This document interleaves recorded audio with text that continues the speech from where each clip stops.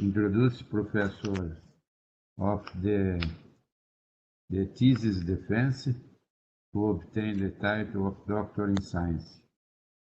The postgraduate, Luiza Riccio.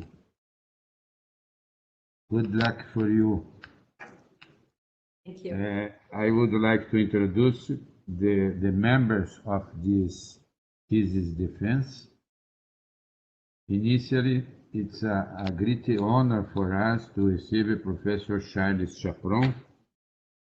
Professor Charles Chapron is a great researcher, a scientist in medical area.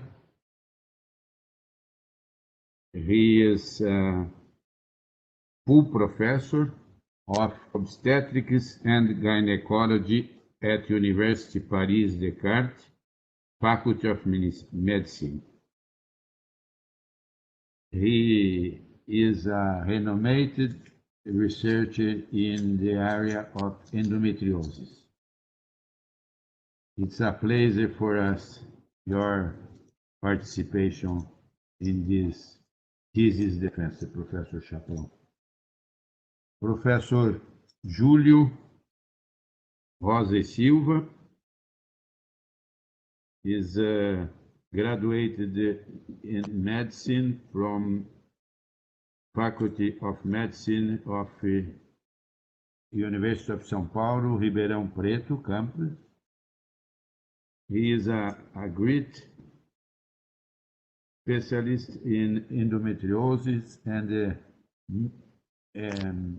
gynecology endoscopy and other areas of his expertise. Professor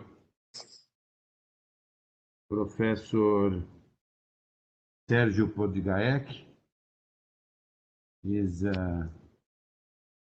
associated professor, livre docente at the Faculty of Medicine of University of São Paulo, Campus São Paulo.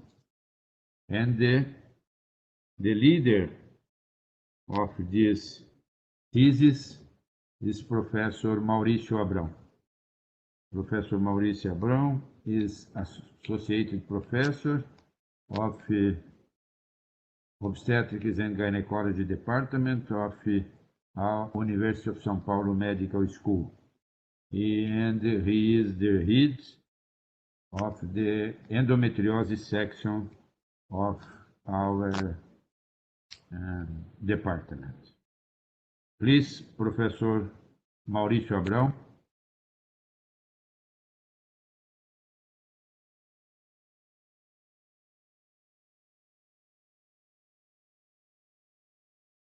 Coordinate the section now, please.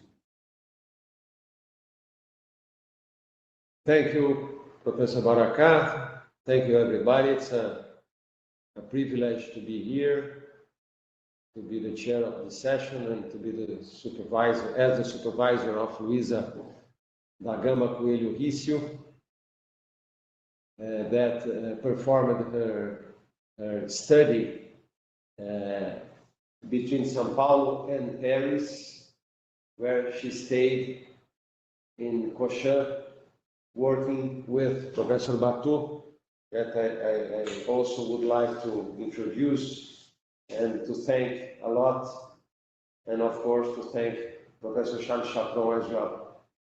So, as we discussed before, this thesis, this process starts with the lecture that Luiza is going to present now, between 30 and 40 minutes, precisely, followed by the questions that will be formulated first by Professor Júlio, Rosa e Silva, followed by Professor Sérgio Podgaec, and then the last one will be Professor Charles Chapron.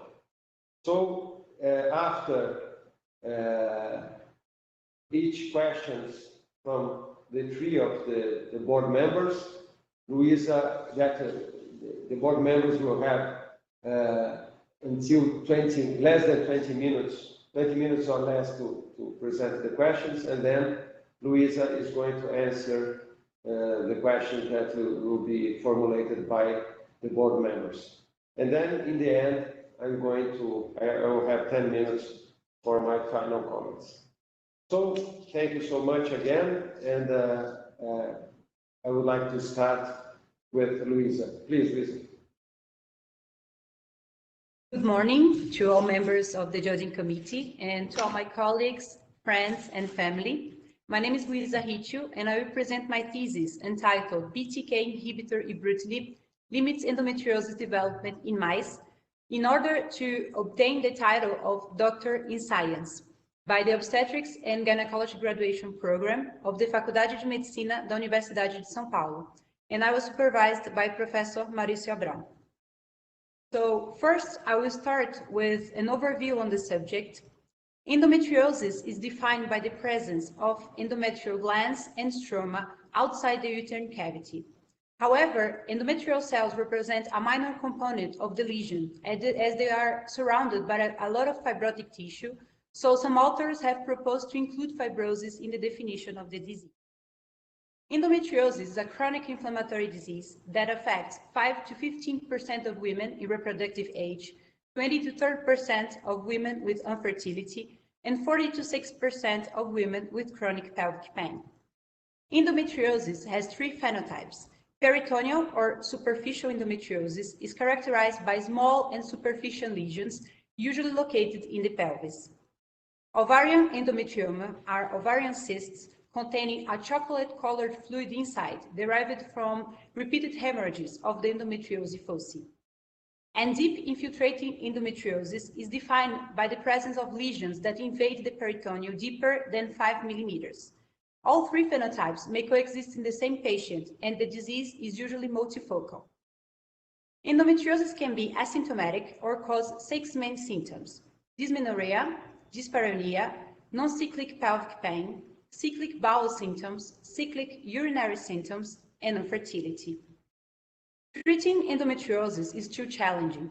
We can perform surgery to remove the endometriotic lesions, but they are procedures with high complexity and usually requires a multidisciplinary team. To manage the pain symptoms, we can use painkillers, non-steroid anti-inflammatory drugs, but the most effective are hormonal compounds. And the objective of the treatment is the abolition of menstruation, as the ectopic endometrial cells will respond in a similar way of that of ectopic endometrium.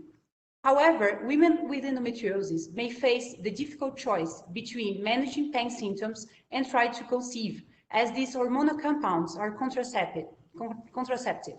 So there is an urgent need for other therapeutic strategies to treat endometriosis. The pathophysiology of the disease is not completely understood, so several theories have been proposed to explain endometriosis. The most classical one is the retrograde menstruation proposed by Sampson, that consists in the reflux of endometrial fragments through the fallopian tubes until the peritoneal cavity. However, we know that 90% of women present retrograde menstruation, and only a small part of them will develop endometriosis. So we believe that the disease is multifactorial, and there are some anomalies in the immune system that will allow the survival and proliferation of these ectopic endometrial cells in the peritoneal cavity. We have performed a literature review of the immunology of endometriosis. So we have identified several anomalies. First, there is a defective function of immunosurveillance system that will allow the cells to proliferate in the peritoneal cavity. Then we have an inflammatory response, but this inflammation seems to contribute to the lesion's progression. Later, we arrive in a chronic inflammatory state with tissue repair mechanisms, fibrosis, and some characteristics that are in common with autoimmune disease. And all these anomalies together contribute to lesions, implantation, and growth. So in healthy women, peritoneal immunosurveillance mechanisms and apoptosis are able to perform the clearance of these ectopic endometrial cells in the peritoneal cavity. However, in endometriosis, these endometrial cells seem to express proteins that allow them to escape leukocyte recognition and they have altered expression of apoptotic factors. Macrophages are fundamental for the regulation of peritoneal environment, as they phagocyte cellular debris, red blood cells, and perform the clearance of the peritoneal cavity. They also secrete immune mediators that will activate other immune cells and start an inflammatory response. Some macrophage subsets are M1 macrophages associated with inflammation and M2 that start adaptive response and are associated with tissue repair mechanisms. Macrophages in endometriosis have been reported to be increased in number and in activation. And M2 macrophages in the peritoneum have been associated with the disease progression. Despite their increased number and activation, the phagocytic activity of these macrophages is defective. So in endometriosis, we have an overexpression of prostaglandin E2 that, through alterations of CD36 receptor expression and activation of metalloproteinases, we result in this defective phagocytic activity of macrophages. NK cells in endometriosis have been reported to have a decreased cytotoxicity in the blood and peritoneal fluid of women with endometriosis, and this has been associated with advanced stages of the disease. NK cells are responsible for the balance of immune self-tolerance, as they target cells that present self-antigens, and their defective function may be behind the autoimmune reactivity related to patients with endometriosis. Concerning T lymphocytes, these cells are recruited by macrophages, and they have been reported to be increased in lesions and peritoneal fluid of women with endometriosis with increased cytokine production.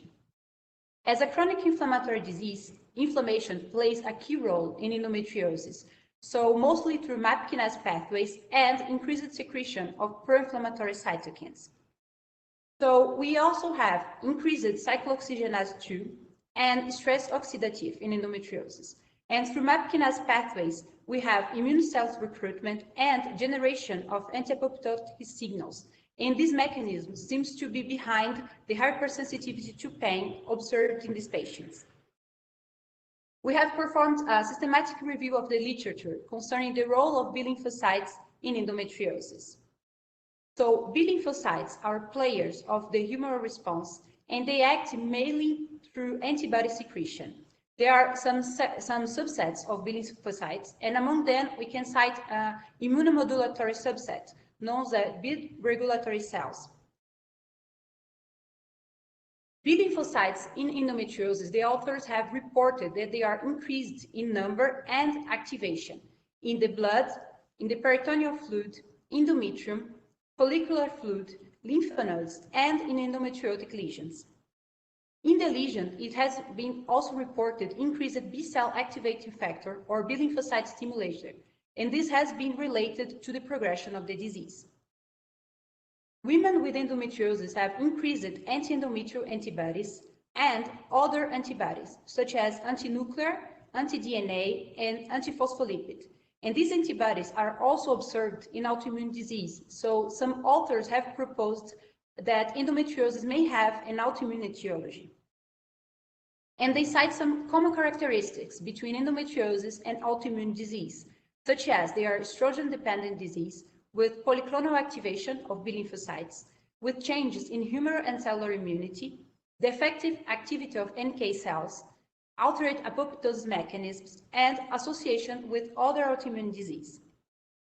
So endometriosis is a chronic inflammatory disease with a multifactorial pathogenesis. Several anomalies in the immune system have been reported in endometriosis, including activated B lymphocytes with autoantibody production. There is an urgent need for non-hormonal treatments for endometriosis, and targeting immune cells could be a good strategy to treat the disease. So as we see that B lymphocytes contribute to the progression of endometriosis, we could target these cells to treat the disease.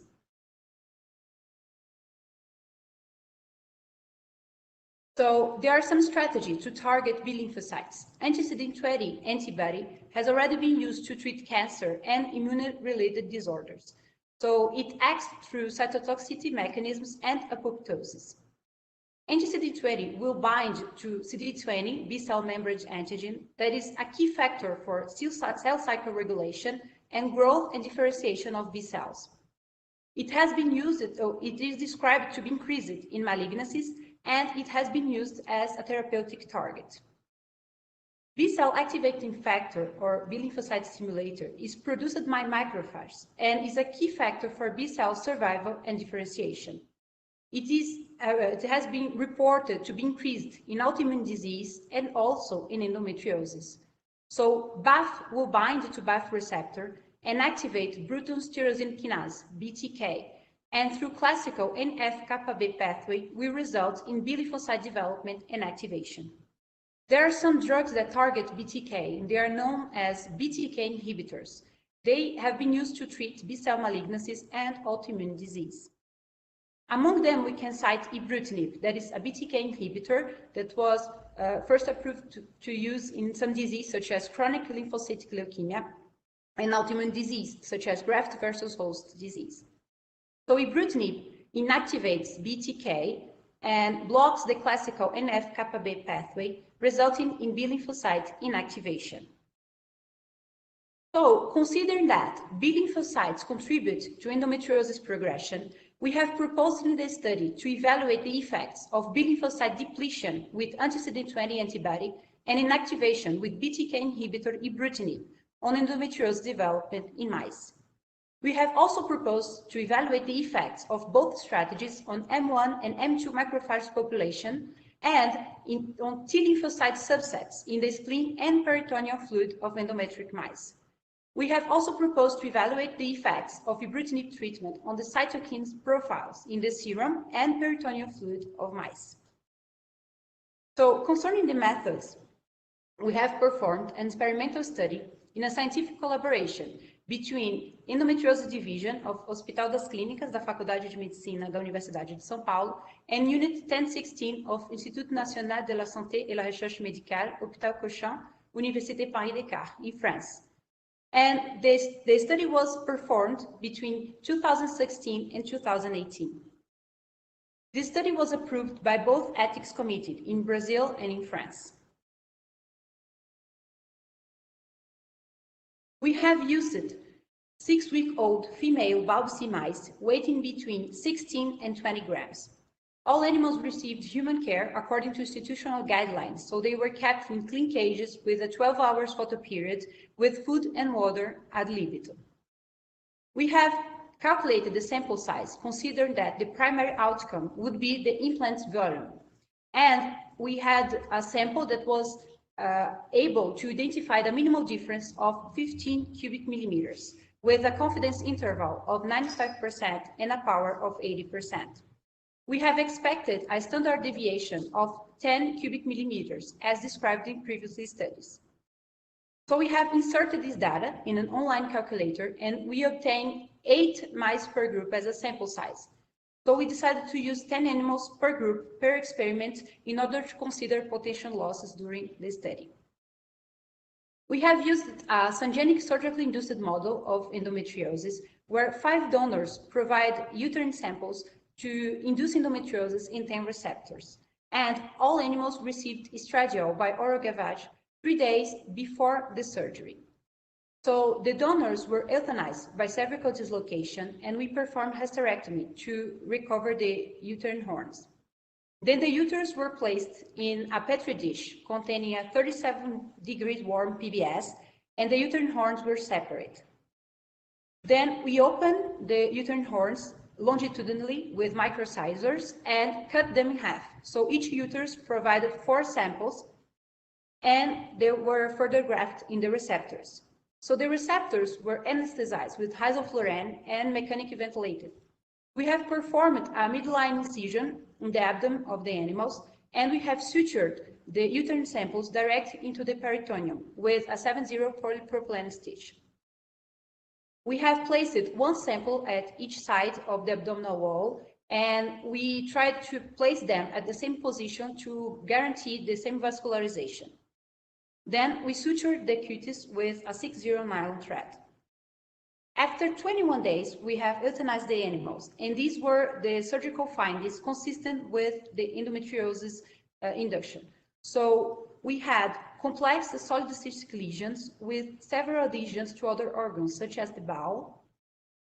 And here we had another lesion, peritoneal lesion, with bowel adhesion. We have observed adhesions to other organs, such as the spleen. And we have also observed cysts with hemorrhagic fluid inside. So the operate mice were randomized in 3 groups. First group was Ibrutinib group. We have followed the animals during 21 days of treatment. At day 0, we have performed the surgery to induce endometriosis. All the animals received estradiol 3 days before the procedure and 3 days after to ensure the grafting. This group was treated with Ibrutinib in a dose of 15 milligrams per kilo per day by daily oral gavage for 21 days.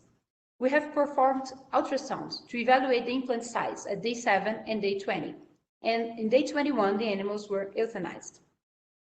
The second group was anti-CD20 group that received a single dose injection of anti-CD20 antibody in a dose of 100 micrograms intraperitoneally, and all the procedures were the same.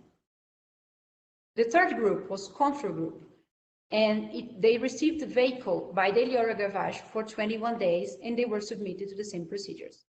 We euthanized the animals at day 21, and we recovered both implants, peritoneal fluid through peritoneal wash with PBS, retroorbitary blood samples, and the spleen. We have performed ultrasounds at day 7 and day 20 to evaluate the implant size. So the animals were anesthetized with isoflurane, and the abdomen was shaved with epilatory cream. And the image acquisition was performed by experienced technicians. So we recovered the right side implant of the animals and fixed it in 10% formaldehyde, then set in paraffin and performed 4 micrometer sections. Then they were stained with hematoxylin and eosin and Sirius red. So they were evaluated by experienced pathologists in endometriosis to confirm the presence of the disease and evaluate fibrosis. The left side implants were frozen in liquid nitrogen, and then we performed RNA extraction with Trisol, and we have assessed the gene expression of these 7 genes using beta-actin as an internal control. The spleen cells were prepared for flow cytometry analysis according to standard protocols, and also the peritoneal cells. The peritoneal cells were also cultured to obtain the supernatant that we frozen for further cytokines assessment. We performed flow cytometry with a fax for TESA2, and this is an example of a gating strategy we used to identify regulatory B cells. These were the phenotypes we used to identify B lymphocytes, T lymphocytes, M1 and M2 macrophages. All data were analyzed with FlowJo software. We have evaluated the cytokines through ELISA in the serum and the supernatant for counter peritoneal cells according to manufacturer's protocol. We have performed statistical analysis with GraphPad Prism 5, and we did an one-way ANOVA to compare 3 groups. And then to identify which groups had the difference with the observed, we performed student Newman Kills test to do these pairwise comparisons. When we compared only 2 groups, Ibrutinib and controls, we used the main witness test. We consider a p-value under 0.05 as statistically significant. I will now present the results in discussion together in order to be more didactic. So, considering that B lymphocytes contribute to the progression of endometriosis, we have applied a double strategy. So we had completely depleted B lymphocytes with anti-CD20 antibody and inactivated B lymphocytes with Btk inhibitor Ibrutinib. So Ibrutinib group had lesions that were smaller, less active, with lower vascularization and no fresh blood when compared to both anti-CD20 and control groups that had larger, more active, and with higher vascularization lesions. So these findings were consistent to our microscopic findings, with Ibrutinib group lesions had fewer glands and fibrosis when compared to anti-CD20 and control groups. Considering the implant volume, so Ibrutinib group had a smaller volume at day 21, compared to control and anti-CD20, and also less weight of the implants compared to control group, and in a lesser extent to anti-CD20 group, but this was not significant. Through ultrasound analysis, we have also observed that ibrutinib reduced the implant's volume when compared to control and anti-CD20 groups. So ibrutinib was effective in limiting endometriosis development in mice through all these evaluations. Ibrutinib is a BTK inhibitor, and we know that BTK plays a major role in the control of B-cell activation. So B-cell inactivation has been used to treat autoimmune disease and B-cell malignancies, and this strategy was effective in treating endometriosis in our study. However, why B-cell depletion by anti-CD20 did not affect endometriosis progression, as the results were similar to the control group? So anti-CD20 depletes B lymphocytes, and this strategy used to treat B-cell malignancies and inflammatory disease, such as rheumatoid arthritis and vasculitis. However, depleting B cells with anti-CD20 did not affect endometriosis progression in our study.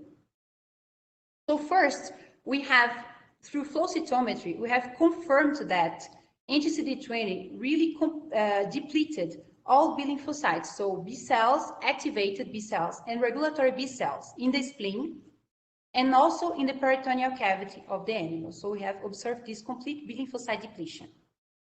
And we have also confirmed that ibrutinib inactivated B cells in the spleen and in the peritoneal cavity through CD40 MFI assessment.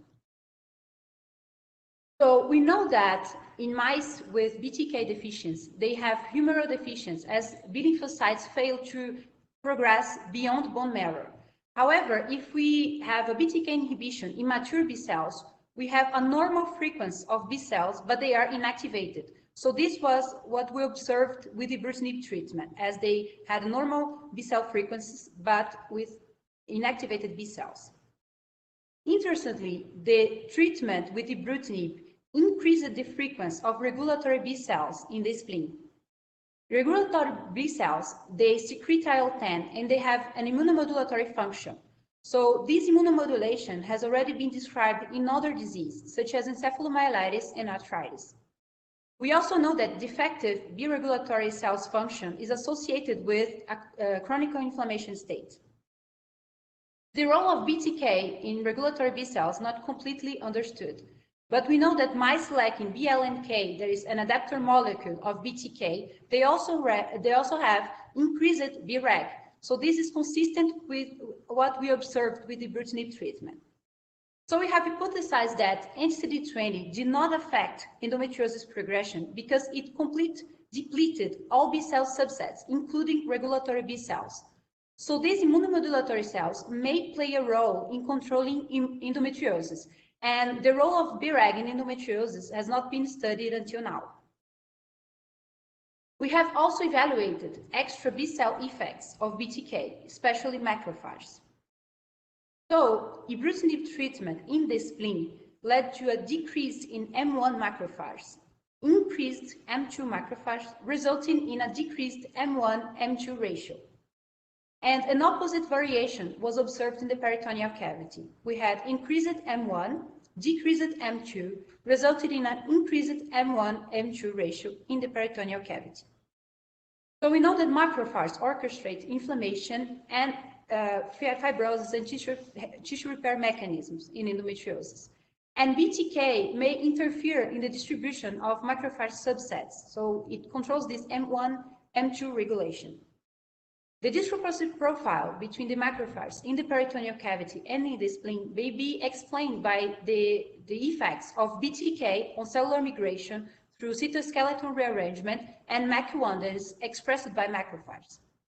We believe that these effects of BTK on the macrophage distribution may have contributed to the effects we have observed with ibrutinib treatment on the endometriosis progression. It has also been described in the literature that increased peritoneal M2 are associated with endometriosis progression. So we have assessed some markers in the implants. So considering inflammatory markers, we have assessed COX-2, cyclooxygenase 2, converts arachidonic acid into prostaglandin. So it's an important inflammatory marker, and ibrutinib treatment decreases COX-2 in the implants. And we know that COX-2 is also associated with lesion activity and growth. To assess fibrosis, we have evaluated alpha SMA and type 1 collagen gene expression in the implants, and both were decreased with ibrutinib treatment. We know that increased alpha SMA and type 1 collagen is associated with severe forms of endometriosis. We have also assessed the macrophage markers in the implants. So INOS and CD86 were increased with ibrutinib, and they are related to M1 macrophages. And we had decreased FIS1 marker, that is a marker of M2 macrophages in the implant with ibrutinib treatment. So this profile in macrophage marker is consistent with the increased M1-M2 ratio in the peritoneum. T lymphocytes are important players of the immunology of endometriosis. So we have also investigated the effects of BTK inhibition on T lymphocytes. So CD3 expression had no alteration with ibrutinib treatment. We have also performed a flow cytometry analysis of T cell subsets in the spleen. So there was no difference with ibrutinib treatment concerning TCD4 plus T cells in the spleen, and neither TCD8 T cells in the spleen. And the same was observed in the peritoneal cavity, with no difference concerning TDCD4 cells in the peritoneum, and neither in TCD8 cells. So ibrutinib is not a selective BTK inhibitor. It can also inhibit ITK. So when we use ibrutinib to treat chronic lymphocyte leukemia, it blocks ITK, and this results in an increased function of T lymphocytes. However, the affinity of ibrutinib for BTK is 20 times higher than the affinity for ITK. And to achieve this double inhibition, BTK-ITK, we would need a much higher dose of ibrutinib in a dose of 25 milligrams per kilo per day, and we used only 15 milligrams in our study. We also know that T lymphocytes can have BTK, but in a much lower expression when compared to B lymphocytes, in an order of 0.1 to 1%. So we have concluded that ibrutinib had no effects on T lymphocytes in our study. Concerning cytokine balance, in the serum, ibrutinib reduced both pro-inflammatory cytokines, TNF-alpha and IL-6. And this is consistent with the pro-inflammatory role of BTK. We also know that in mice hyperresponsive to BTK, they have increased secretion of IL-6. So these findings were consistent with our results with ibrutinib. In addition, we know that reduced TNF-alpha and IL-6 have been associated with an amelioration of endometriosis. Ibrutinib treatment also increased anti-inflammatory cytokine IL-10. So this may be related to the increased frequency of regulatory B cells induced by ibrutinib. So concerning the systemic modulation of cytokines, ibrutinib led to a Th2-like immunoregulatory profile, and this profile has been described in other chronic disease models, such as rheumatoid arthritis, with ibrutinib treatment. In the peritoneum, ibrutinib treatment increased interferon gamma cytokine, and this is associated with peritoneal M1 macrophages, and decreased IL-13 and IL-4. They are cytokines related to peritoneal M2 macrophages. So the cytokine profile is associated with an increased M1-M2 ratio of macrophages in the peritoneum. So considering peritoneal cytokines, ibrutinib treatment induced a Th1-like inflammatory profile, and this profile was consistent with the macrophage subset distribution we observed with the treatment. To summarize the effects of ibrutinib, so the drug inactivated B cells induced an increase in regulatory B cells. In the peritoneum, ibrutinib increased M1 and decreased M2 macrophages with a consistent cytokine profile. In the spleen, ibrutinib increased M2, decreased M1 macrophages.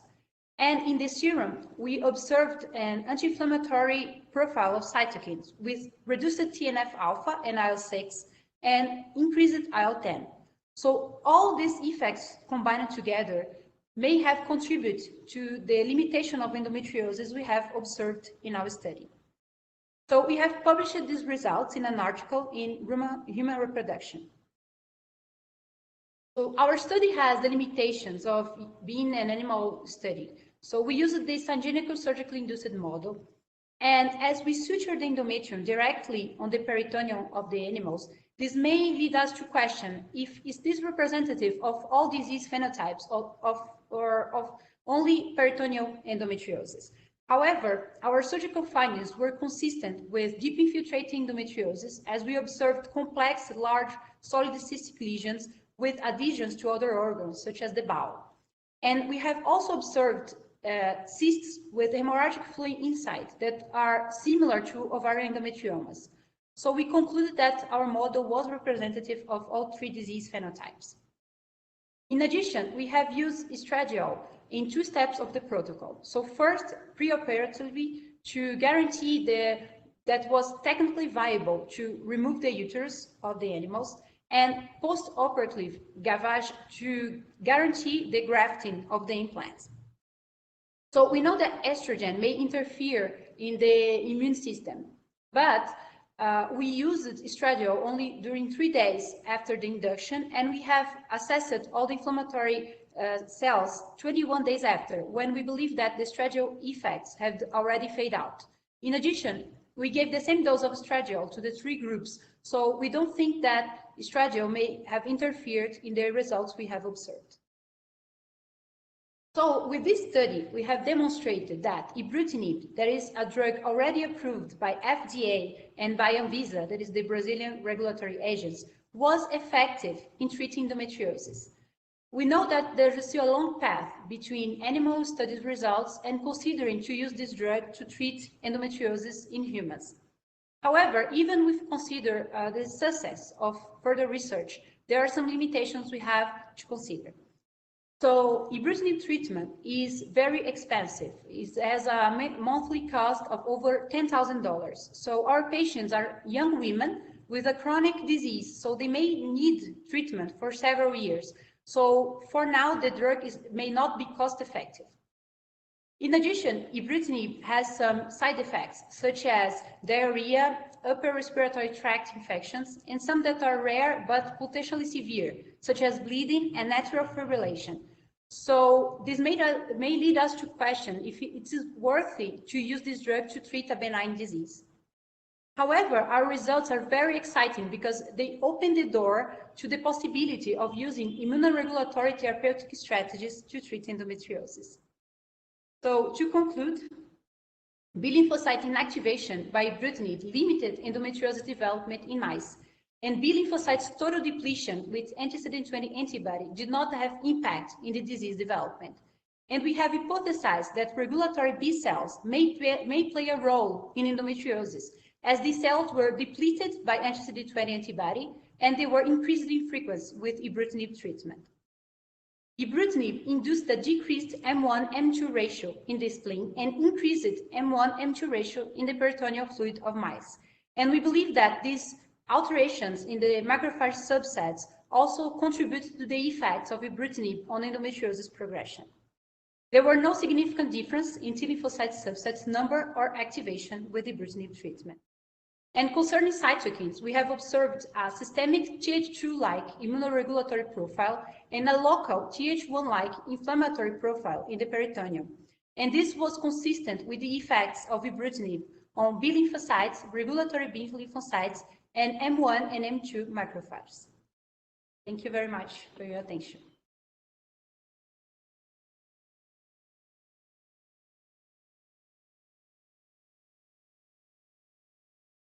Thank you, Luiza.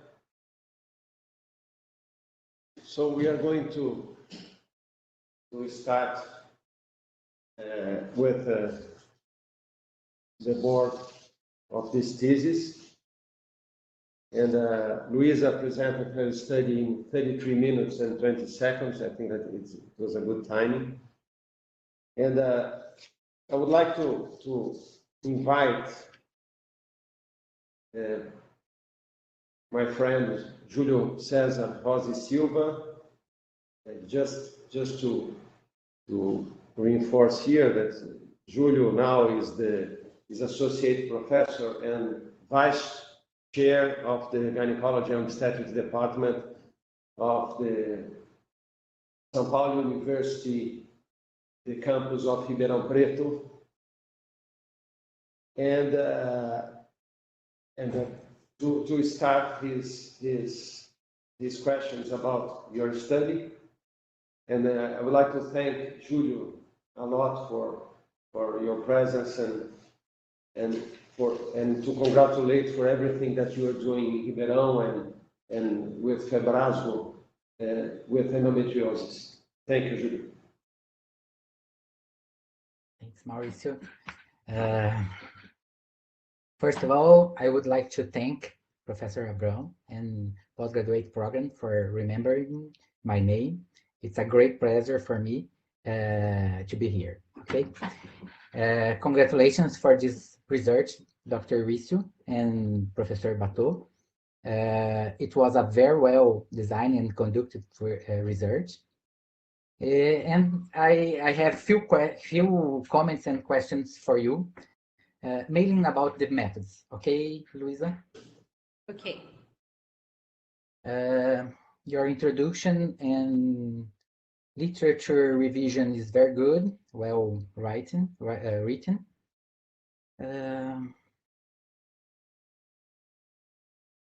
But I want to talk more about the methodology, okay? In methods, the first question, why did you use 6 weeks old animals? I usually use 8 or 9 weeks old animals because the uterus is bigger and easier to manipulate. Why did you use 6 weeks old animals? The second question for you, it's a very important question. Why didn't you add a sham group in this research?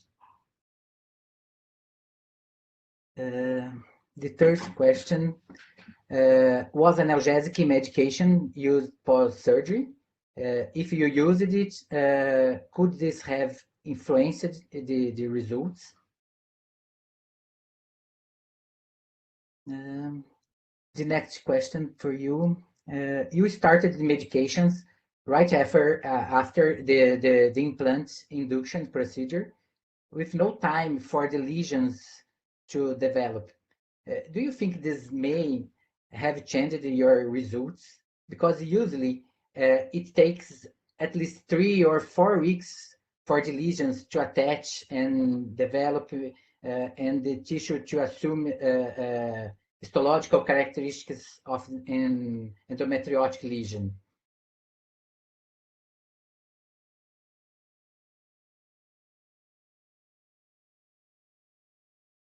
The next question, don't you think it would have been more precise in terms of homogeneity to standardize the size of the implants? For example, 5 for 5 millimeters samples.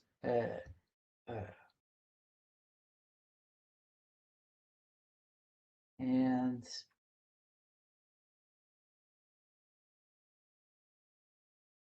another question for you.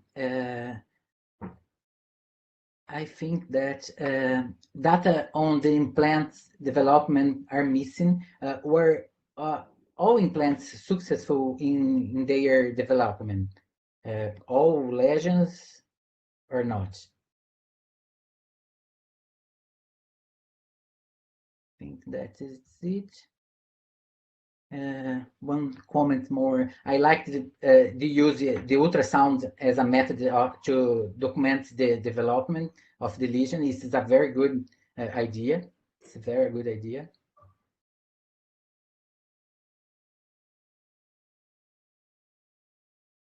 And the result and your results, I believe that the results related to presence of immune cells are expected and prove the effectiveness of the drugs used. And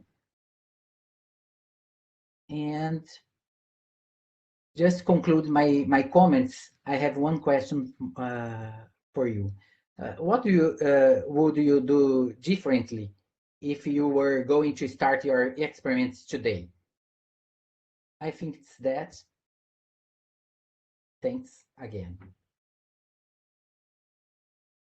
Thank you, Professor Júlio, for your comments and for your question. So first, we have followed the protocol previously described and used by the team in previously research by Marcelin and Santuri et al. So this was using 6-week-old was the standard protocol. And I think that the fact that we used estradiol preoperative that made it technically viable to compensate the size of the uterus. So in tests, when I was training the technique, this is true, when I used animals without the preoperative estradiol gavage, I have observed that it was really difficult to remove the uterus as they were really small, and it was difficult to perform open them longitudinally with the micro scissors because they were really small and we lost a lot of fragments in these tests. So this problem was solved with the preoperative estradiol gavage. So that's how we solved the problem. But I believe that using older animals could be also a solution for these technical issues of removing the small uterus. But in the end, I think that technically we achieved this uterus removal and implantation, even if we use the 6-week-old animals.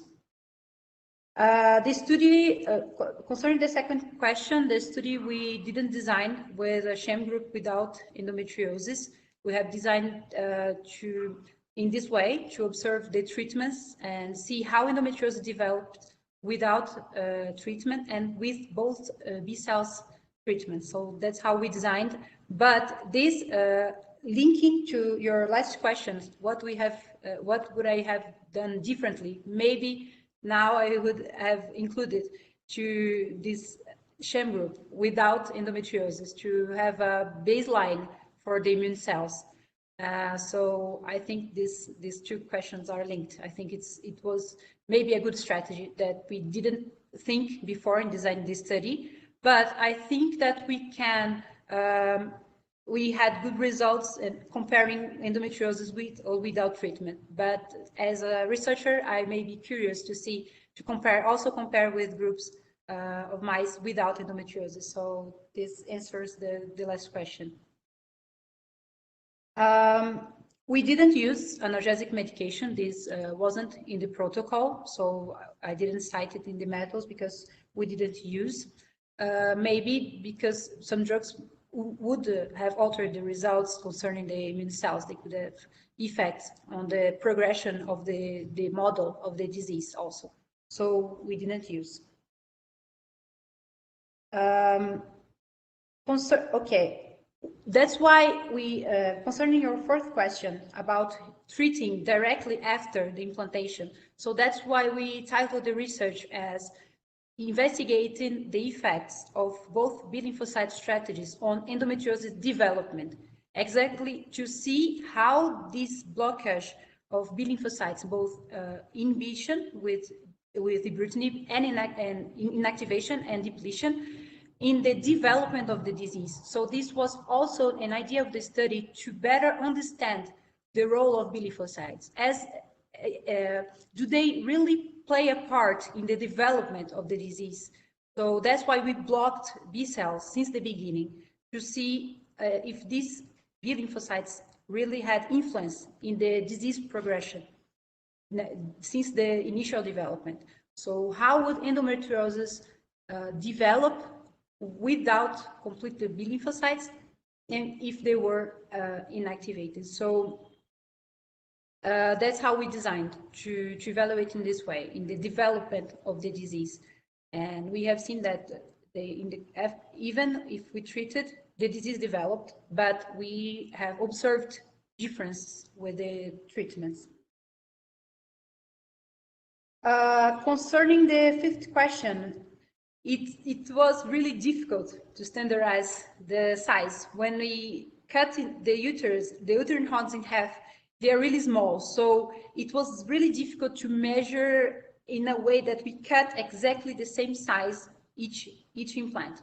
So what we did to ensure that was no difference between the groups, we measured and we have compared, and we have seen that there was no difference statistically significant in the size of the grafts before implantation between the groups. So we guaranteed that they had similar, that was not, there were differences because technically it was really difficult to cut exactly the same size.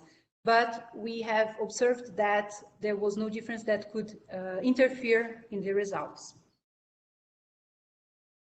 And yes, we have observed implants in all mice. Some were really small. The difference was the cystic portion. So they were solid cystic lesions, and some were the difference between the distribution in the components of the lesions as solid and cystic were different, but we have observed in all the animals. So the ultrasound was really helpful in this, because when we open, sometimes we have cysts and the cysts erupt and we lose the liquid inside, so it's difficult sometimes to measure the implants when we collected them. So the ultrasound was really helpful in this to identify the implants. So some were really small and we observed it apparently, but by the ultrasonography aspects, we could confirm that the implants developed. Some more, some less, and the cystic solid was compounds were different, but we could observe.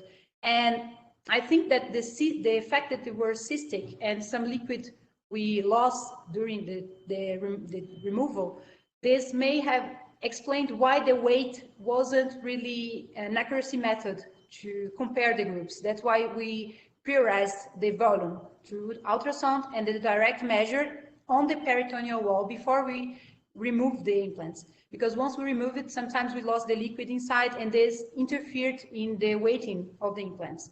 So that's why we prioritize the volume.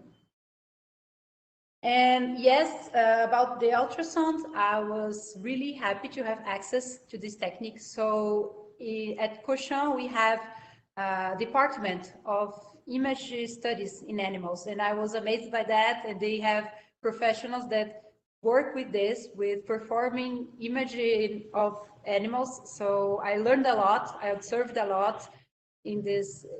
I was amazed by this. And oh, we're performing ultrasound in mice to see the implants, and I really saw the images because I have a little ultrasound formation in my residence, and I was amazed by seeing the implants in the ultrasound. And the last question, yes, I think I answered about what I've done differently. I think a control group without endometriosis, I would have performed differently. And I think this technique, it's really, this, as a surgeon, I see the difference of working with really, really tiny animals and 7-0 thread that we don't use in humans as a gynecologist. And I think that I have improved my technique. So maybe the experiments would have been different now in terms of technique performance. And in terms of design, I think that was it. And another thing that some experiments we performed later, for when we submitted the article for revision in human reproduction, they questioned about T lymphocytes. We didn't think about that when we designed this study, about the effects of BTK inhibition on T lymphocytes. So we have performed this evaluation after to answer to the reviewers. So maybe we could have included this since the beginning of the research. I think that. Thank you, Okay. Dr. Riccio. Thank you, Maurício. Any additional questions, Júlio? No, thanks. Enough. Thank you. Okay, let's move ahead. So the next one will be my friend and colleague that works with us for many years, Sérgio Podgaec. It's a pleasure to have you here, Sérgio. So you have your 20 minutes to ask Luiza. Okay, good morning, everyone. Good afternoon, Professor Chapron, Professor Batteux. It's really an honor, a pleasure to be here at this important moment of Luiza's academic life. I'm really happy to share these moments with a great friend, Professor Maurício, and Júlio, Professor Chapron. I don't think if Maurício remember, Professor Chapron remember it.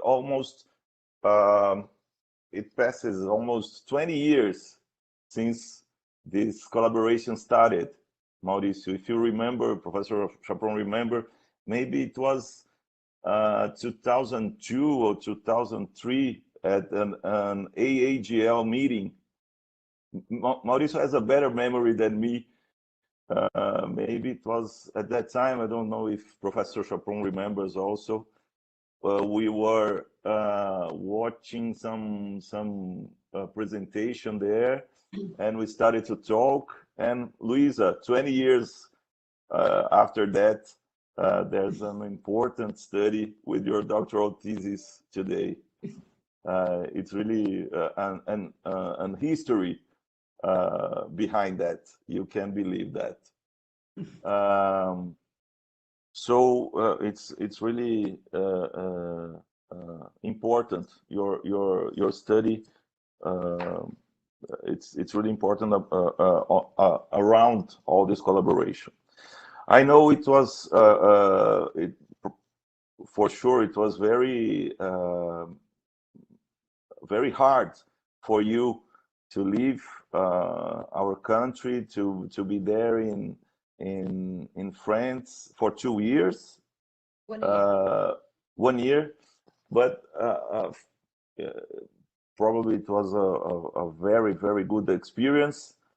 Carol Fernandes, that works with me and works with you at Hospital Vila Santa Catarina, always says that it's really interesting when your phone calls and you start to talk in French with Mathieu. Yes. So you had support of your family and everyone that wanted to contribute with your growth in our profession. And you show that in your thesis in the initial part, and that you thank a lot of people that help you with your work. It was really beautiful to see that. Well, I was start just telling that your lecture was very good. The images, the slides. I don't know if you were nervous, but it didn't seem that you were nervous. But you talked very well. I hide it well. Yeah. But Thank you. it was very good. Nothing to comment about the lecture. Some doubts that I had in the manuscript you solved in the lecture. Well, then about the manuscript, I think that you had some questions with Maurício, probably concerning the introduction. Your introduction is a little bit too long, and I think that he had told probably he had told you that. But you have 33 pages of the 70 pages of the introduction of the whole manuscript, telling us a lot of things about endometriosis and immunology. So I am sure that Maurício had told you, but I'm sure also that you love the text wrote. So it's difficult to delete and erase. Probably it was bigger, it was longer. We get attached to the things we write. Yeah, you love that. but it's too long, Luiza. Okay. I was thinking about what you could delete, and all the explanations about the immunology. It could be deleted. You could focus on B cells. That is the main topic of the thesis. It's interesting, but you know, it's not that easy to read all that because it's a difficult topic, and the 33 pages, it's really too much. Maurício loves 20 to 15 pages. It's the limit. But another thing that I missed in the introduction, the link between the last part of the introduction and the methods. You know, it's in the middle of the text. You could in the paper, in the human reproduction paper, there's a link between the final part of the introduction and the objectives and the methods. And even in the lecture and in the introduction, you stop talking about the BTK inhibitor and start the methods. So it's important for the reader. It's like a history. It's like a story. You told the story, you sell us your story, and when you finish the introduction, it's important to tell us why are you studying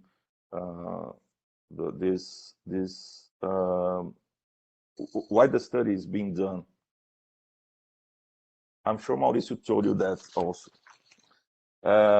So these initial comments. I am curious why you told that, but I think you can talk about that. Why did you choose both treatments, BTK inhibitor and anti-CD20? I reading all the texts, I think the most important information that we have, you told Júlio, it's the involvement of B lymphocytes in the development of endometriosis. This is very important because the treatment is out of question now. $13,000 a month with the side effects of this kind of treatment. It's not for the real life. You told that, but the involvement of B lymphocytes in endometriosis is very important. This is the most important information about your thesis. And then I would like to know the rationale for both treatments, because if you did only BTK inhibitor, Ibrutinib, it was easier to understand the B lymphocyte involvement. Any CD20, the results of any CD20, probably you had to think a lot about these results to understand what happened, because the results of BTK, it was good. Any CD20, it was difficult to understand. And then I would like to know, why did you decide for both? I will make some questions also concerning the methods. The sample size, you made the sample size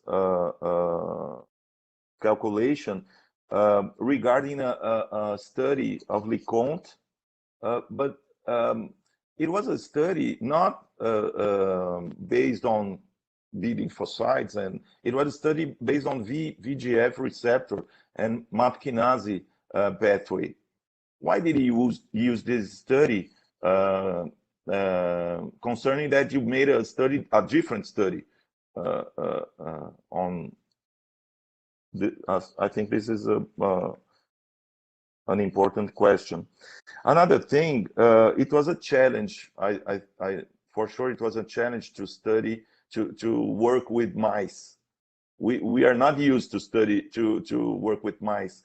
Júlio is used to work with rabbits. I think it's not easy for us. So I want to know the biggest challenge for you to work with an experimental model. There's one thing in patients we did not do a peritoneal wash to collect the peritoneal fluid.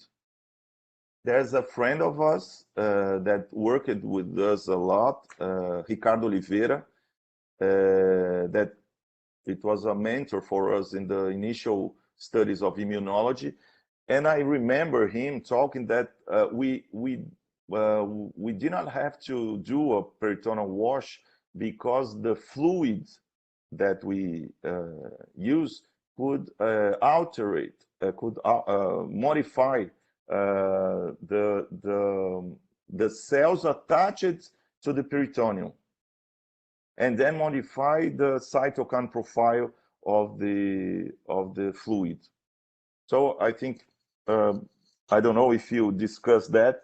I want to hear your opinion about that.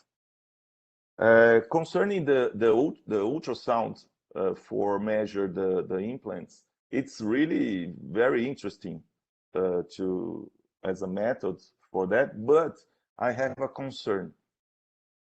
For doing the ultrasound, you had to do 2 anesthesias in the mice. Just one day before euthanasia. The anesthesia, don't you think that the anesthesia could modify the cytokine profile of these animals? I think this is a bias that could occur in this evaluation because of the anesthesia just one day before the collection of the peritoneal fluid and the blood samples. And it really didn't modify the results for you. Just to check if there's endometrial implants, endometriotic implants, okay, just to check. But finally, that it won't modify the results. You would do the experiments anyway. So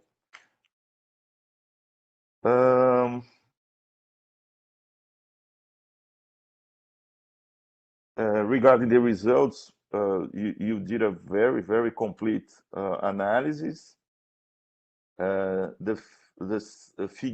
figure 16 is excellent. When you you do all the things that happen with ibrutinib, but I think it was interesting to have the same figure regarding an CD20. Resuming the results of CD20. But it's really difficult to explain the cytokine profile. It's really difficult because something happens in the blood, something happens in the peritoneal fluid, something happens in the spleen, and it's just a photograph that was happening in that moment. Working with cytokine is really very difficult to explain all that, all the high and low results. So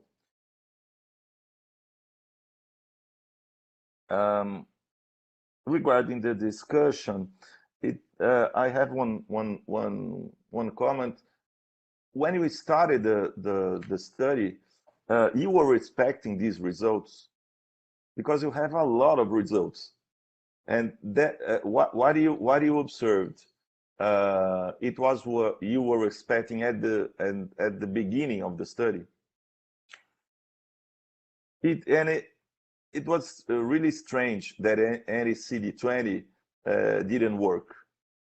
I think you had some disappointment when you saw these results.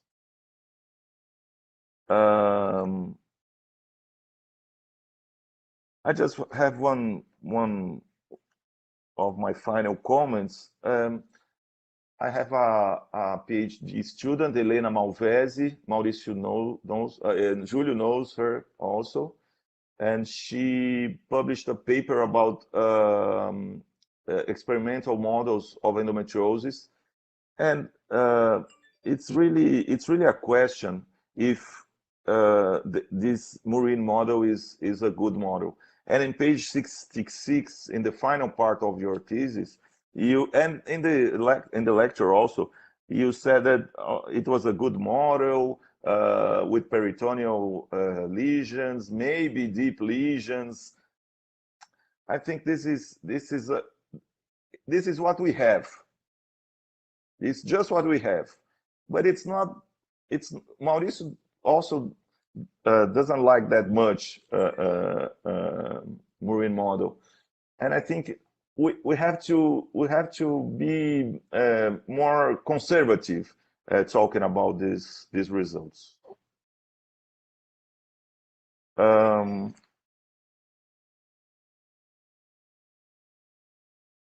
I think that's all the comments that I have. Luiza, congratulations for your work. I think this is just a formal moment of this process. You published 3 papers. This is a dream for a doctoral thesis. 2 important papers, and then the final one in human reproduction. For sure, it was a team work with the collaboration of Professor Batteux, Professor Chapron, Professor Maurício, and all the team and your family that gave you the necessary support to do this beautiful job. So congratulations, and that's all my comments. Thank you. Thank you very much, Professor Sérgio, for your comment. So first, it was really challenging, my work in France. When I arrived, I didn't speak French, so I learned during the process, and I thank very much the team, because they all spoke French to me all the time, so this was really good for me to learn. And I learned at the same time how to perform laboratory experiments, because in our formation, we don't learn how to culture cells, how to work with animal models, and especially in French. So all this together, it was really challenging. I learned a lot, and I'm very grateful for the team. And thank you for your comments on the introduction. I think what we get attached to what we write, and I think it's the reason was the review paper. So as I have performed the review of the literature concerning all aspects of endometriosis, so I think I wanted to use all this work in the thesis, but I appreciate the comments. I think you're right. I could have deleted a part of it and focus on B cells, but I think that the work we did with the review paper contributes to that. And thanks for the comments also to do a better link in the end of the introduction with the methods. This was a comment also with Professor Maurício and for the presentation. So I tried to perform a better link while I was presenting the work orally, because it was this critic about the written part. Why both treatments? So as we, the idea of the work was to evaluate B lymphocytes' role in the development of the disease. So we hypothesized, what if there were no B lymphocytes at all, and what would happen if they were just inactivated? So there was like, try to expand our questions concerning the mechanistic of B lymphocytes on the endometriosis development. So we did both strategies, and I will answer also the question that were the results what we expected. So we expected that both strategies would work. Actually, when we designed, we expected, as we hypothesized that B lymphocytes contribute, we think that completely depleting and inactivating both strategies would work.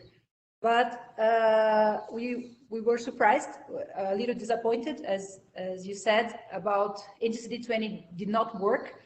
But in the end, I think this was a good thing, because it made us think and investigate why. And I think that's what research is about. As a student, I had a good opportunity to learn when I was confronted with this result I wasn't expecting. And I had the opportunity to investigate, and we read a lot about regulatory B cells. So this wasn't something we also planned. And when I read, I see there is nothing about regulatory B cells in endometriosis, and they have this immunomodulatory function. So we think maybe we had like another finding with this, that these immunomodulatory cells would help controlling the disease progression. So I think this was really interesting. So to use both strategies, I think thankfully we did both strategies, because if you only think I will deplete B lymphocytes with anti-CD20, in the end we had nothing as results. So we tried a drug that was oral drug that has already been approved to, I know that it's a long shot thinking about using this in humans as the limitations I cited, but to think about it. And that was like this, more mechanistic choice for the antibody that depletes everything, and a more viable, potentially treatment, oral treatment. So it was good to have combined these strategies. And in the end, the results, the unexpected results made us think outside the box, and maybe this could lead to further studies to better investigate regulatory B cells, because this has designed a study specific to investigate these subsets. May be very interesting, because there's nothing published. So this was the first question. About the sample size, actually we used a study, we considered more the murine model of endometriosis. So a study that used a model that was similar. So as we are considering implants volume, independent of the treatment we used, we tried to because there was no previously studied with B lymphocytes and animal models of endometriosis. So we chose a study that was with a model that was similar. So we could use the implant measures were similar to the ones we used in our method. So that's why we chose this LeConte study, even if it was not with B lymphocytes specifically, but the murine model was similar. So that's why we use it. Concerning the question with working with mice, it was really challenging in the beginning, and I'm really thankful for the team and the technicians, everyone that helped me. In the end, I worked with a lot of colleagues in their work too, with the animals. So I learned other techniques, for example, intraperitoneal injections, subcutaneous injections, things that we didn't use in our study, and I had the opportunity to learn in working with the animals and sclerodermia models too. And the surgery was difficult at the beginning because everything was so small, and the stitches like 7-0 polypropylene, and this was really challenging. But I'm thankful to Pietro Santulli and Mathilde Bourdon, because they were really patient with me to teach me these surgical methods with the mice. But the surgery, I think it was even easier than the part to give the oral gavage. So we used a cannula to give the drug into the mouth of the animal. So that was difficult, but I had the opportunity to learn a lot. The first question, considering the peritoneal wash, I know that in laparoscopy, when we were in humans, we have the peritoneal fluid, we can aspirate and make the experiments directly with the peritoneal fluid itself. But in mice, there is a really difficult technique. Everything's so small, we don't see this fluid that we can aspirate and collect, and it's a really small volume. So the strategy we used was, before performing the abdominal incision, we have made a hole to access a punction to access the peritoneal cavity, and then we had injected the PBS to wash and retrieve, and then we used the techniques to extract the cells and preparate the cells. Then we removed the exceed of fluid that we had injected to extract the cells and prepare them for flow cytometry analysis. So I know that this may be a bias, interfering, especially in cytokines, because we have diluted, we have mixed it, but we try to concentrate the cells after to compensate that. But concerning cytokines, it's really a limitation of the method, and I agree that this may interfere. And also, I will answer the question about the cytokines. It's really, I know you have published some work concerning cytokines in endometriosis, and I agree that it's really difficult, and I will, because of this thing that it's a photograph of the moment, and the interaction is really complex. And I would expand this comment until the immunology itself in endometriosis. So we have inflammation, but we also have tissue repair mechanisms, fibrosis, and this orchestration is really complex. And it's not exact. Here, it finished the defective function of immunosurveillance, and then we have inflammation, and then we have chronic inflammation and fibrosis. Everything happens in an orchestrated way that we don't understand completely. That's why we research it. That's why this is a subject of a very interesting research, but really difficult because of these photos. We take the photo of this moment concerning immune cells also, because they have this balance that's really, really difficult to understand. And cytokines are the most that flotates and changes all the time, but also the cells. So working with immunology in a chronic inflammatory complex disease as endometriosis has these limitations. Concerning the ultrasound question about anesthesia, I haven't think about that, and it's a good question. We use the gas, isoflurane gas, and it's really volatile. It says rapid effects, it's volatile gas, so I don't know how this, I never read about this, and this, I'm curious about how much is observed, how much would be interfering in the immune cells. And you are right, we used the anesthesia the day before the surgery. Maybe this could have interfered. But why we chose to perform the ultrasound the day before? Because we'd like to compare ultrasound with ultrasound. I don't think it would be accuracy to compare ultrasound at day 7 and then the implants measured directly. I think there would be measures that are different. So I would like to follow up the ultrasound measures to compare the same technique. So ultrasound at day 7 with ultrasound at day 20 and see how it changed. Because I know that technically when we open the mice and we remove the implants, it's not the same thing measuring directly the implants with the ultrasound. So I think it was necessary with the method to make it a good way of comparison. But I really didn't think, and I will read about the isoflurane effects on the immune cells and the cytokines. This is a question. I didn't think about a figure with NTCD20 results.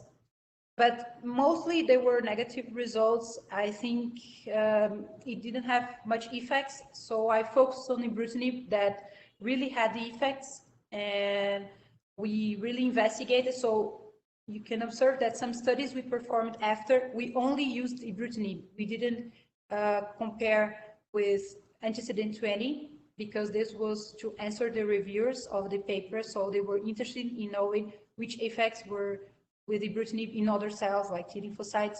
So as it didn't have direct effects, we did not made a figure with the effects. We have focused on ibrutinib because of the effects we observed.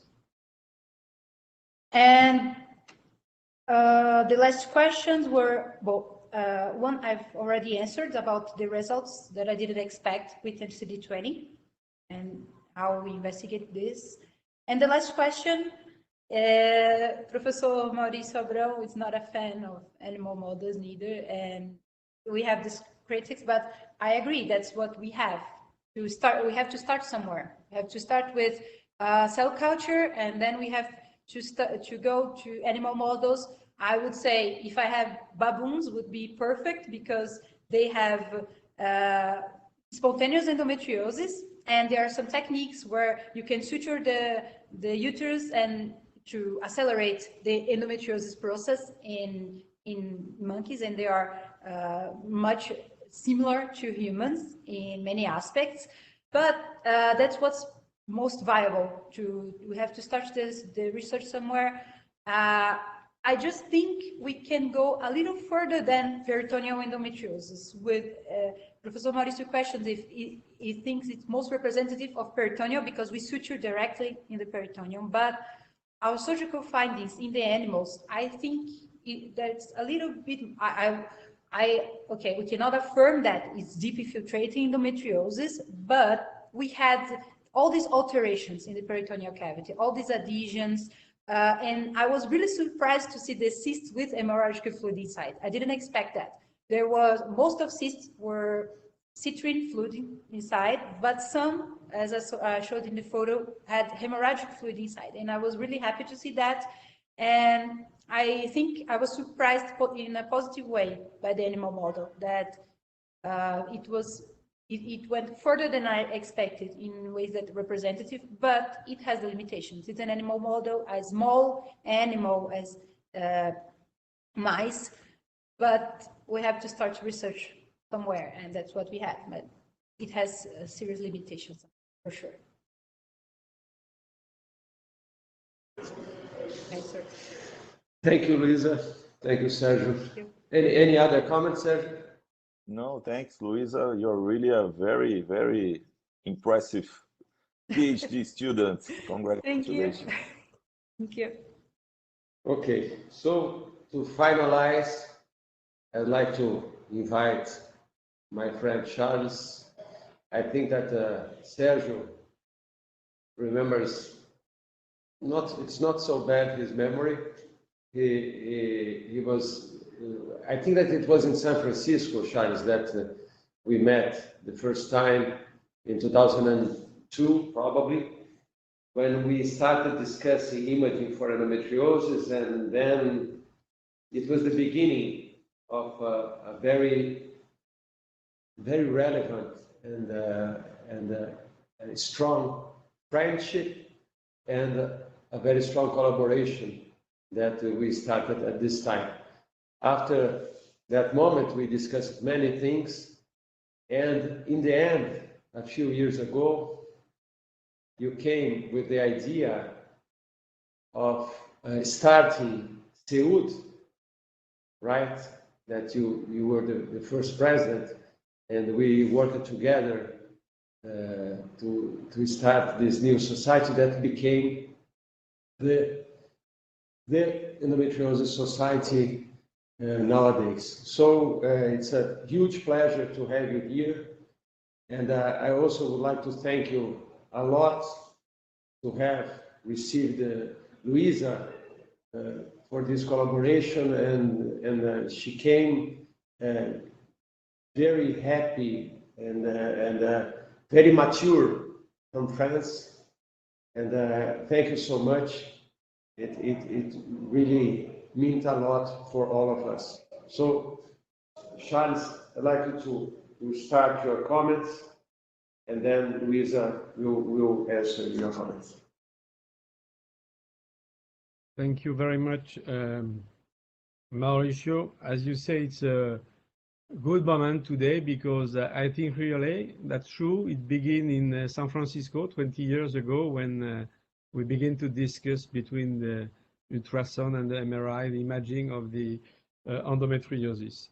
So I think that it is only a moment of the story. It's not the end, and we will continue to progress together. And we arrive to build between with our two university and with our two country. Even we fight with football for the science. We are together, and I'm sure that it is only a good moment, but we have a lot of things to do together in the future. And Luiza is one of the pieces to contribute to build this story between our two countries and our two university. Before to ask you some questions, Luiza, I would like to really sincerely congratulate you because for four main reasons. First, it was previously said, but you are a very courageous woman because it was not so easy to leave your country, to come in a foreign country with a different language. Even if we are Latin also, you have to learn not only the laboratory technique, but also the language. And I am very impressed. And I had the same things with Louis Marcelin when I sent him in China in the laboratory of Sun Weiguo. It was not so easy for him. So I know surely how it was difficult for you to do this challenge. I want also to congratulate you for your presentation. Very nice paper, very nice thesis, and orally your slides, your presentation was very clear. You go directly to the main results. The third point is to congratulate you also for really the job you do, and you insist how it was difficult to learn for clinicians to go in the lab, to work with the animals, to the culture cells. And I try to push my young collaborators to do that, but not all the people are able to do that. And really, all the people in the team of Professor Batteux say that you really do the job. And it's very important that to contribute really to be part of what you do.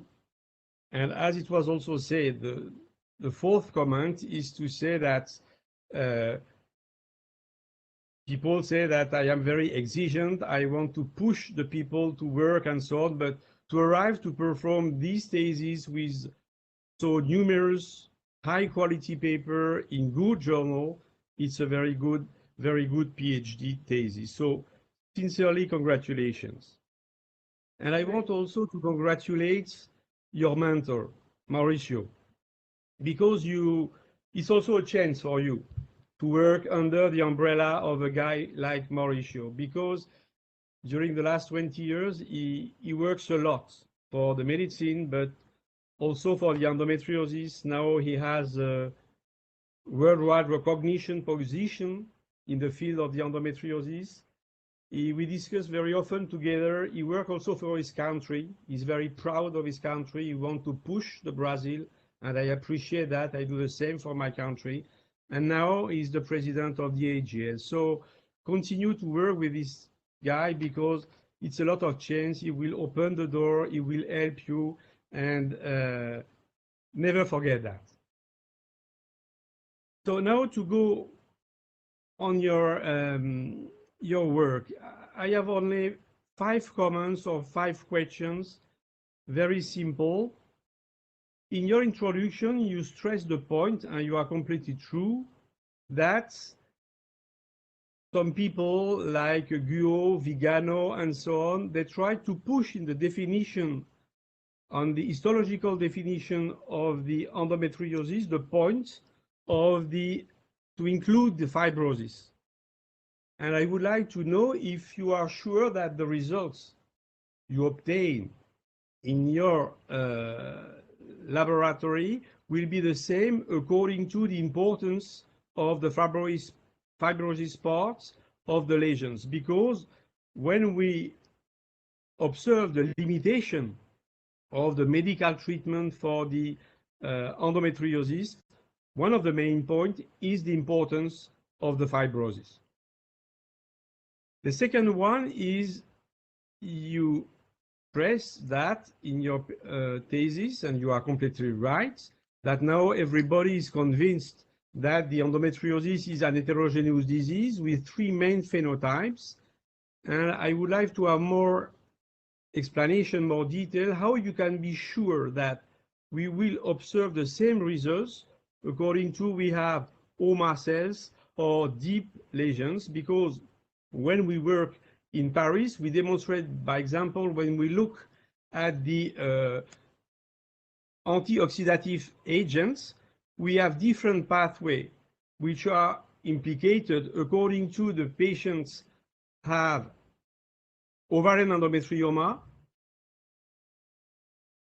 with the R pathway, by example, or the AKT pathway with the deep lesion. So I think it's important to have some explanation on that. The third point, it is not a criticism, but I think you don't speak about that. And I think that you have to take care of the adenomyosis also. Because 30% of the patient has adenomyosis, with or without endometriosis. And now you have the work of Guo, the work of the Paris team, the work of Maurício, and so on, who demonstrate how also the adenomyosis is heterogeneous. And I would like to know if you have any idea concerning the results according to if you have or not associated adenomyosis. And it's impossible with these animal studies to know that, but according to the phenotype also of the adenomyosis, because now we know really that we have the focal adenomyosis and the diffuse adenomyosis. And when you look in Shanghai to the paper from Guo, it demonstrates clearly that perhaps the pathogenesis will be completely different between the two types of adenomyosis. So I'm sure that perhaps it could be the follow-up of your work to take care of these elements. The fourth point is you completely stress the importance, and finally it's not so, it's finally a very recent for the gynecologists, for the clinician, the importance of the immune components in the pathogenesis of the endometriosis. And do you think that these preliminary results can have an impact to have a better diagnosis and to reduce the delay for the diagnosis of the endometriosis? In other words, it will be possible to use the immunology to reduce the delay for the diagnosis of the endometriosis. I have not the answer, to be honest. And the last comment and question is, you demonstrate clearly that we have some new strategy, new possibility for the medical treatment, and you clearly say that these drugs are very expensive with side effects, and for patients who are young, who want to be pregnant, and who have a benign disease. So do you really think, like, because we perform the parallel between the cancer and the endometriosis, but finally the endometriosis is not a cancer. And we demonstrate that, by example, with the thesis of Bruno, that it is not exactly, we say that it was a benign cancer. So do you think that the Nobel Prize 2 years ago was obtained for the people in immunotherapy for the cancer disease? Do you think that really we can have in the future a possibility to have immunologic drugs for the patients with endometriosis, for these young patients who want to be pregnant? So really, I associate to the previous comment to really congratulate you. I think that this work is good because the scientific level of what you do is excellent. It is your job, it is your success, but it is also a good job because you open doors. So that with your job, we have new ideas, we have new questions, and we will continue to work. And I think that it is one of the definition of the good work. So very sincerely, Luiza, I wish you all the best for your medical and scientific life, I'm sure, but also because it's very important for your personal life. Thank you very much, Professor Chapron. I was really touched by your words, and I was honored to have this opportunity to stay 1 year in your hospital and your laboratory and with Professor Batteux. And I'm sure this was really, I grew a lot with this experience, and I'm more mature now, and I had this, in terms of learning research, and I'm passionate about it, and in your team was an amazing example, and I learned a lot. Thank you very much. And all this started when we met at CEUD, Professor Maurício mentioned CEUD Congress in 2015 in Paris, and I had the opportunity to, and Professor Batteux, and then that's where all this collaboration started, and then I came to France, and well, thank you very much. And to answer the questions, so concerning the definition of endometriosis, we see this, the problem starts with these endometrial glands and stroma. They respond to the hormonal stimuli and they have this inflammation. But then we see the lesions. When we see the lesions, we have like these tiny endometrial cells surrounded by a lot of fibrotic tissue. So I think it's like at start, we have a failure in immunosurveillance, and then it's like we have a full response. We have like a cannon to kill a small thing. So we have this fibrosis, and I agree that this is real challenging concerning the treatment, because once fibrosis is like cicatrice, it's a scar tissue, and it's really difficult to treat. And I've seen some work, and Professor Maurício discussed that there are some ideas of using anti-fibrotic drugs to treat endometriosis, and this may be very interesting.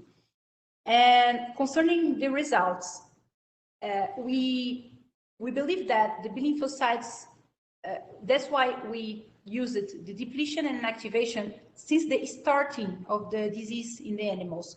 Because I think in later stages, when we have a lot of fibrosis, I don't know if treating the B lymphocytes would have the same effects, if it would penetrate in this fibrotic mass and really have effects on that. So I think this is linked with the design of the study, that since we started the induction, we started the treatment, and these were the results we had. And I don't think, it's a really good question. How would this work in advanced stage of the disease where we have a lot of fibrotic tissues? And this is really challenging concerning medical treatment. When there's a lot of scar tissue, we only think about mechanical removal, then this scar tissue with surgery, maybe anti-fibrotic drugs with effects anti-fibrotic, but I don't think this B lymphocyte modulation would interfere if we faced directly the fibrosis. And I think it's relevant to consider fibrosis in the definition of the disease, because later we see this aspect of all scar tissue and tissue repair mechanisms. So that's what I think about our results. If we think about later stages with a lot of fibrosis, I don't think we would have the same results. Concerning the phenotypes, I agree, it's very interesting that we believe that they are almost separate entities in endometriosis. The peritoneal or superficial form, it's almost you have a behavior that are almost different patients. The one with deep infiltrated endometriosis or endometrioma or adenomyosis. We define and put them all together in the same box, but it's really important to pay attention to this difference in these phenotypes and the individual treatment. And we have even the difference from patient to patient. We have to provide individually care and evaluate the disease and the phenotype in that specific person. And this is really challenging concerning the medical treatment. And if I could guess, because we didn't study that, because the animal models has its limitations, but thinking about blocking, inactivating B lymphocytes would contribute to which phenotype of endometriosis. I don't know, maybe deep infiltrating that has a lot of chronic inflammatory state, more intense inflammatory reaction than superficial endometriosis and more symptoms that are more expressive. But I think that's something we have to have in mind when considering treating and studying endometriosis. And it's really difficult to say about my results specifically because of the animal model. I think we would have to, when one day maybe we think about using immunotherapy in humans, design the studies considering the phenotypes to evaluate the effects of the drug in each phenotype. It's really difficult to guess the animal models. And concerning the third question about adenomyosis, I had the opportunity to be there as a witness when Mathilde started testing the animal models of adenomyosis in the lab, Mathilde Bourdon, and it was a really interesting work. And she has started with the baby mice and treating them to later develop adenomyosis, and it was really interesting to develop an animal model for adenomyosis.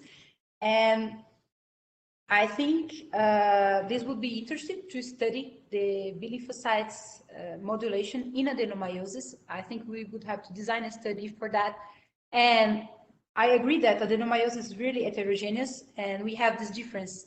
If it's like from the outside to the inside, we have this anterior compartment, posterior compartment of the pelvis, and the diffuse adenomyosis, and they are almost separated entities also as endometriosis. And we may question if they have different pathogenesis. I believe we have to study that. And it would be interesting also to know the effects of these treatments concerning adenomyosis. So I don't have an answer now because in our model, we don't have adenomyosis.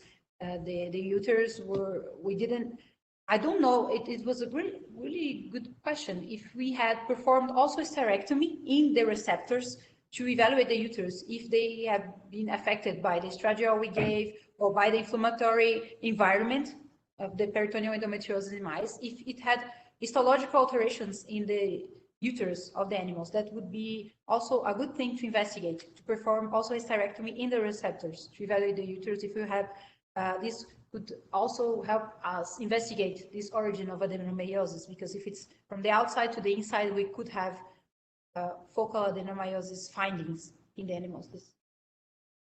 But I agree with the importance of adenomyosis and its heterogeneity, and to study better the influence of the immune cells.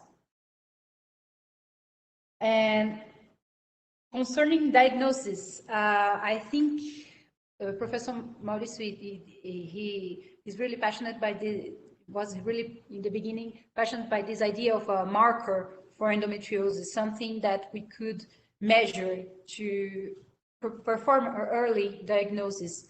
And I think this is really interesting when we think about immunological alterations. But I think we're still a little far from that, considering what I comment with Professor Sérgio Podgaec about how complex is this interaction and fluid, and how it changes during the pathophysiology of the disease.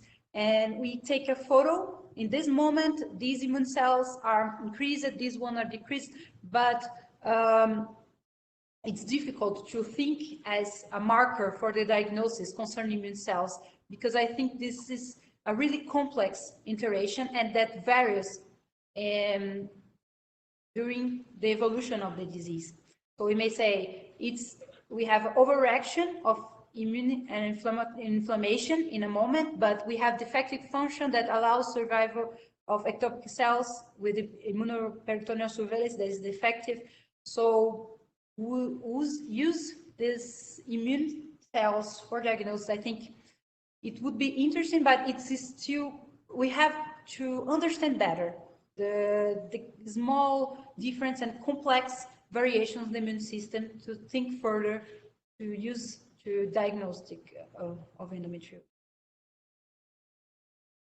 And I agree with the parallel between endometriosis and cancer. We say it's a benign disease, but when we see the lesions and we see the complexity of the surgical procedures, sometimes they're more complex than operating cancer, gynecological cancer. So we see the lesions and we ask, is this really benign? Can we call this benign? I don't think so. And we see women in pain and quality of life compromised. And what defines what's a benign disease? This is really interesting to think about. And the way it spreads, we may have hypothesized lymphatic and blood dissemination of endometrial cells with lesions, long distance lesions. And it's true that these immunotherapy drugs, they are still difficult to use in the practice as we think about chemotherapy with its side effects. And we think this is worthy because we're saving the life of the patient. But we say endometriosis is benign, but what about what quality of life do these women have? And I think we are still in the beginning of these immunotherapy drugs. There's a lot to develop. In the start, all drugs are expensive. In the start, all drugs have a lot of collateral side effects. And this, I think, with the development of the drugs in the future, they may be easily to use with less side effects, and eventually they will cost less. So I think the point is we cannot, unfortunately, we cannot think about we'll give Ibrutinib to women with endometriosis tomorrow, we perform a clinical trial, may not be worthy, but to start, this is what research is about, to open this door to these questions, to start looking another way. I think for many diseases, immunotherapies are the future. So maybe for endometriosis, maybe we are still a long way from that, but I think the drugs will have an evolution of these drugs. And that's not because it's a benign disease, we'll throw it away, the possibility of using these drugs. I may have hope that they will be more effective, cost-effective, and with less side effects in the future.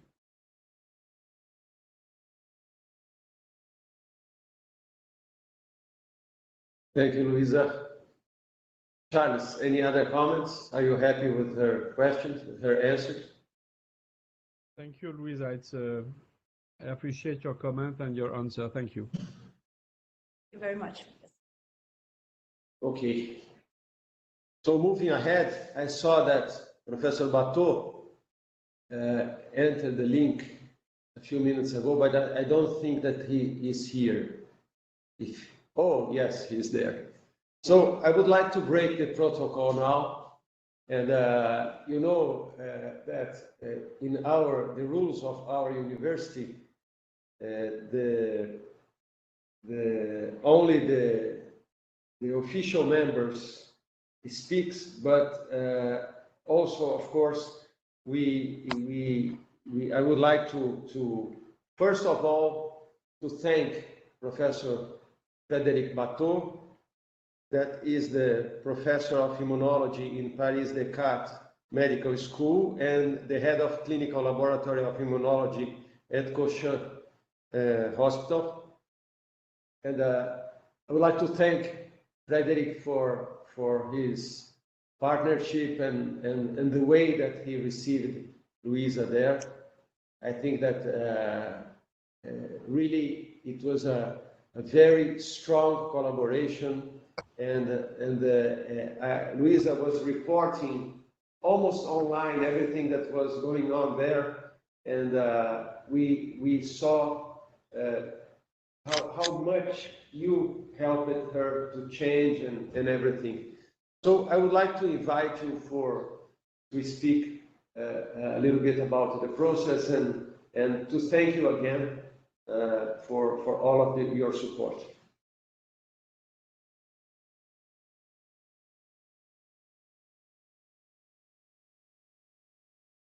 You are muted. Yes, it was really a good pleasure for me and for the team to have the opportunity to work with Luiza and to work with you and to collaborate with your team.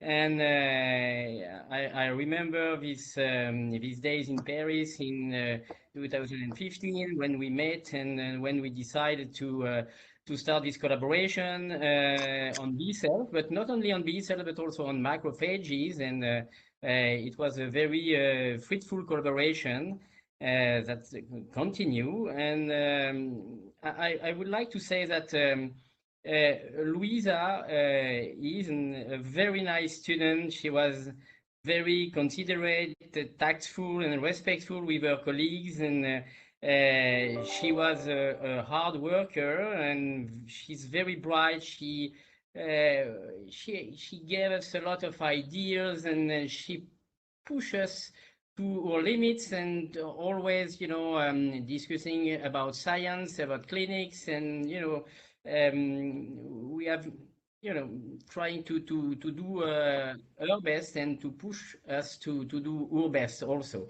And as she says, and as Charles says, the work she presents is, first of all, is not, it's only a part of the work she has performed in Paris. She has published 5 papers with the groups, and very good paper, one in Cell Reports, one in Nature Communication. And so she worked like crazy, and with a lot of success. She was able in only 1 year to master molecular techniques and cell biology, animal models, and ELISA, and so on. And she's amazing and bright, and she's, as I say, a very nice colleague. And I would like to end my small speech with to say that Luiza, you can come back to France whenever you want. You're always welcome, and we're like so happy if you come back to visit us. I know that your life is in Brazil, but you have friends in France, and so you more than welcome to the lab and to the clinics with Charles, of course. And so I wish you the best in your personal life, in your scientific and clinical position. And hopefully, I hope to see you soon in Paris, or whenever you want. If we have the opportunity to meet in a meeting and in any place in the world.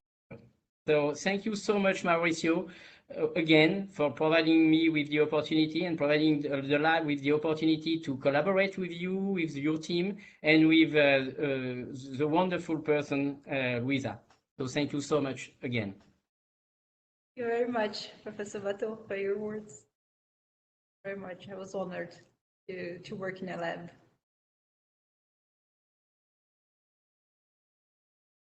Thank you so much. And now, just to finalize this process here, as the supervisor of this thesis, I just need to be beside Luiza and to congratulate her for her amazing job, and before and also during this answers to all of the board members of this thesis here.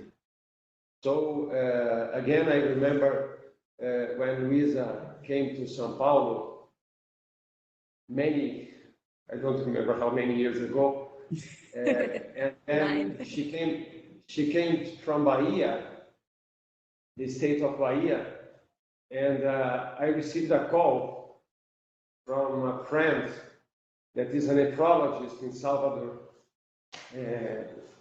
saying how much she valued to him in the university as a medical student, and that unfortunately she didn't become a nephrologist. She didn't want to do nephrology, and then she came and she entered the residency of São Paulo University. That is it's very hard to make it happen. She was an excellent resident, and then she decided to start working with us in the group.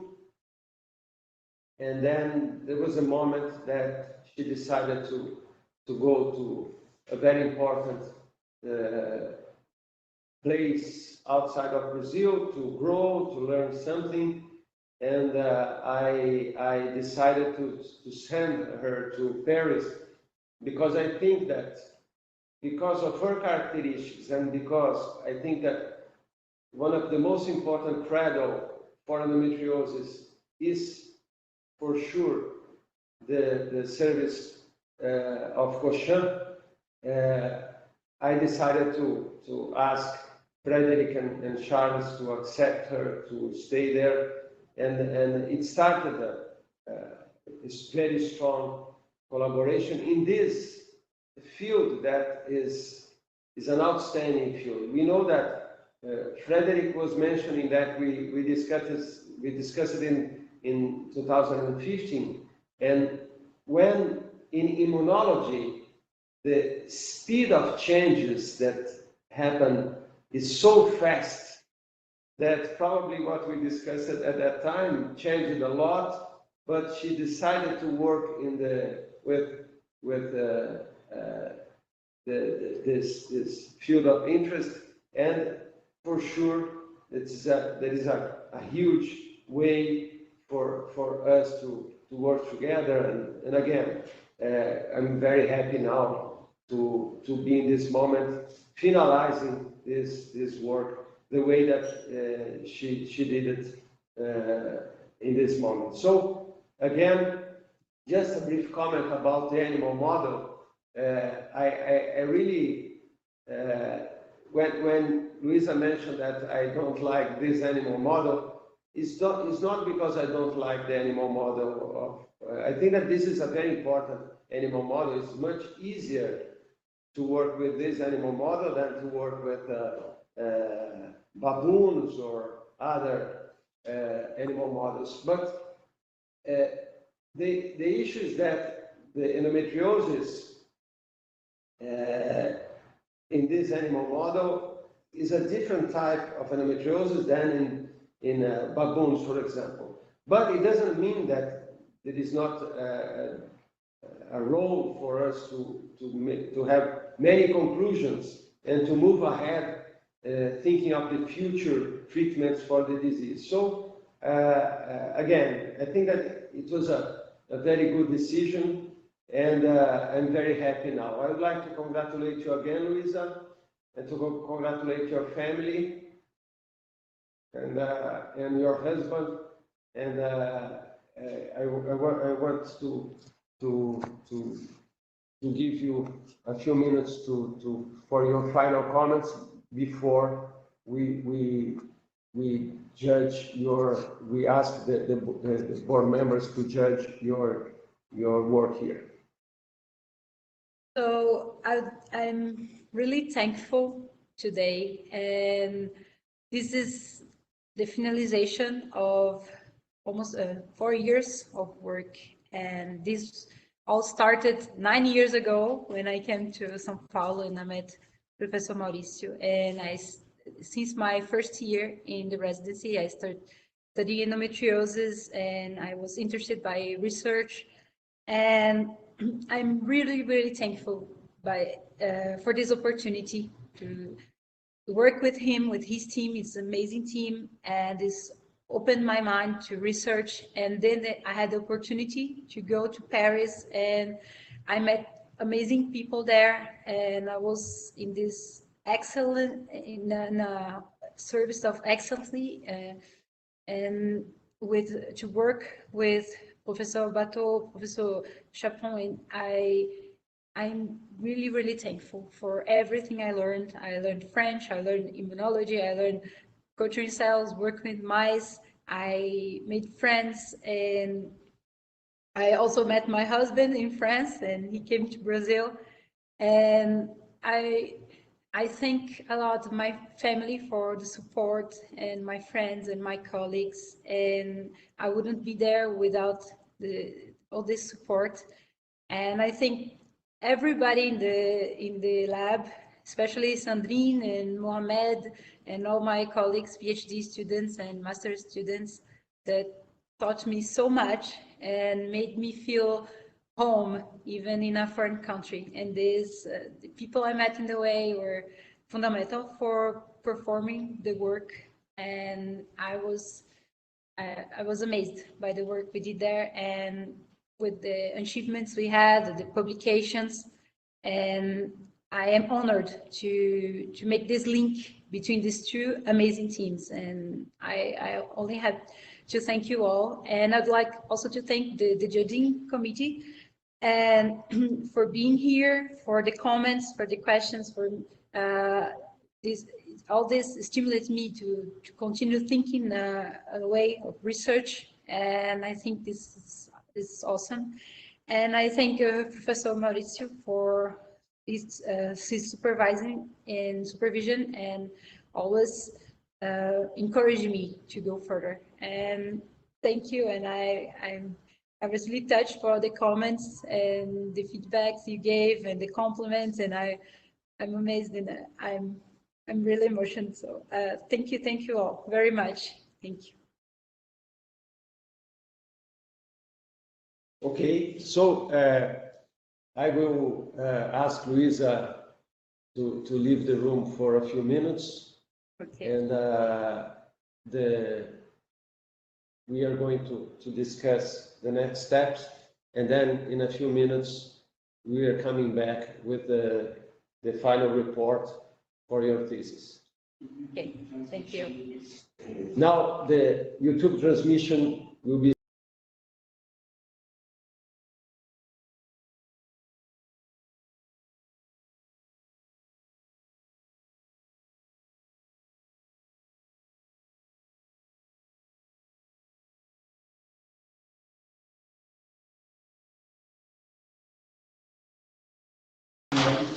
que estão por a transmissão. O YouTube.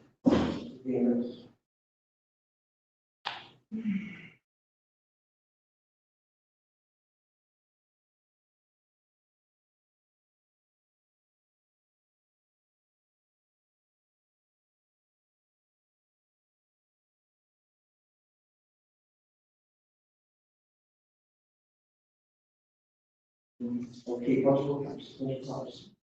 okay. So just for us to finalize this process, I'm going to read the final comments here. I'm going to read in Portuguese, right? But we discussed the text before. So, julgamento da tese de doutorado. Aluna Luiza da Gama Coelho Riccio, Programa de Pós-Graduação em Obstetrícia e Ginecologia, da Faculdade de Medicina da Universidade de São Paulo. Relatório da Comissão Julgadora. Ao 1º de julho de 2021, atendendo ao disposto no regimento da pós-graduação da Universidade de São Paulo, a candidata Luiza da Gama Coelho Riccio, ao título de doutora, apresentou sua tese de doutorado com o título O inibidor Btk Ibrutinib limita o desenvolvimento da endometriose em camundongos. Essa comissão, indicada pela Comissão de Pós-Graduação, é de parecer que a candidata apresentou seu trabalho com clareza, demonstrando grande domínio do tema.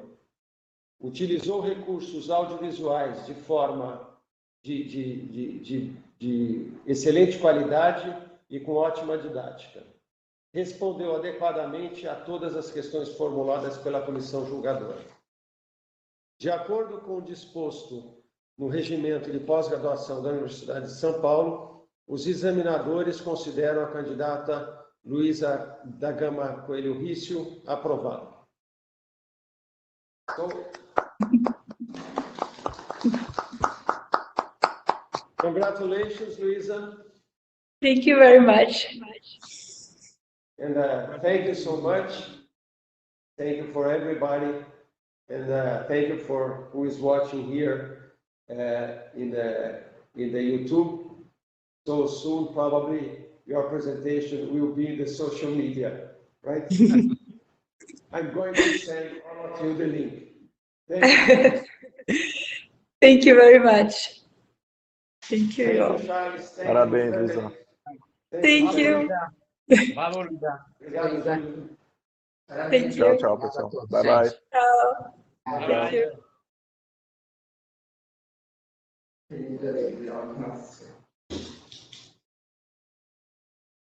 Parabéns.